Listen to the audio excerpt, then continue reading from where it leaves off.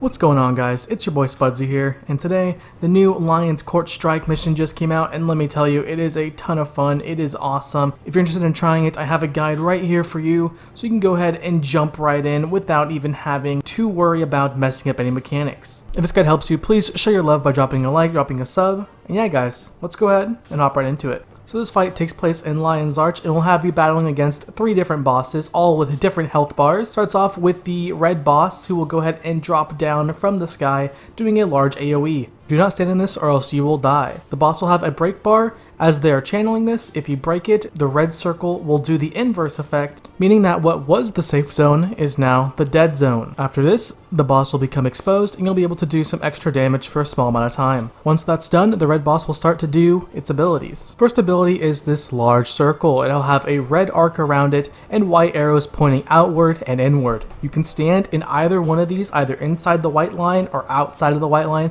and you will be safe. Do note, however, that this is a 2-part mechanic.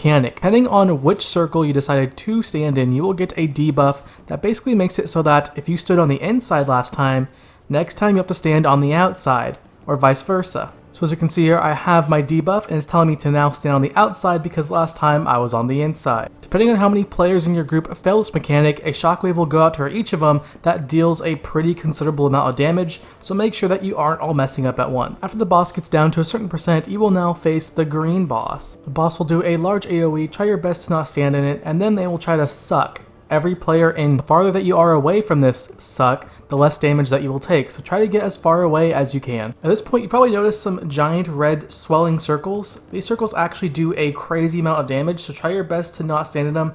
All 3 of the bosses use their own different abilities to spawn these circles. Our last ability for the green boss before we move on is going to be a giant green laser beam that shoots out at a player. Once the player is hit, a pool will spawn where they are. Once hit, this projectile will bounce back towards the boss, and make sure you're not standing in the way of it or else you'll take some damage. Once defeated, our blue boss will now spawn, drop down, and do the same large AoE effect as the last 2. Go ahead and break the bar, it'll flip around, and then we will get onto her abilities. The first ability is going to be a group-wide AoE push. This push will deal damage and move you away from the boss. You're going to want to be as close as possible to the boss to take the least amount of damage. This ability is opposite to the green one, where being far away actually makes you take more damage instead of less. Our next ability will place 3 AoEs on targets at random. These 3 players should not stack on the group and should just take it out. Another ability is a tether that will grab onto a player and pull them back after a short duration. Wherever you're standing before you are teleported back is where a red pool will spawn. So make sure when you get this to run out of the group, as you don't want to spawn a pool on them. 3 times throughout the fight, there will be this sequence where the entire room is filled up with red circles. This will look a lot similar to the Aetherblade hideout strike. You will only be allowed to CC one of these targets before the other ones are invulnerable.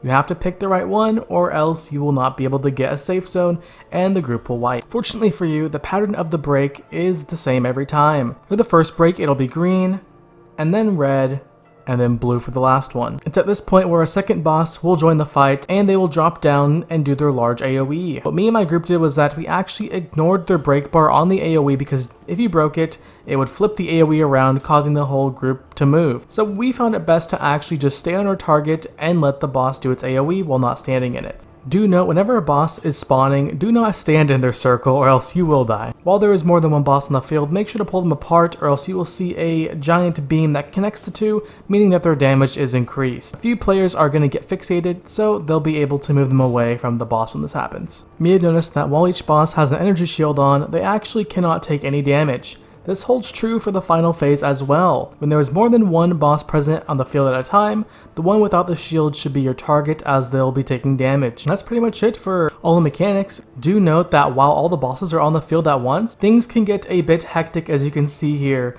There are multiple abilities going off at once, a lot of telegraphs. It can get pretty crazy, but if you focus up and you know their abilities, you should be fine. And that's it. That's the whole fight. Once you kill the blue boss, you'll be good to get your loot and your rewards. And let me just say, the rewards for this one are awesome. But there you go. That is all the mechanics and everything you need to know about the strike mission all in one. If you guys enjoyed, please leave me a like, leave me a sub, and let me know what you think of the new strike mission. Do you like it? Are you loving it? What do you not like about it? Thank you guys so much for watching, and I'll see you in the next one.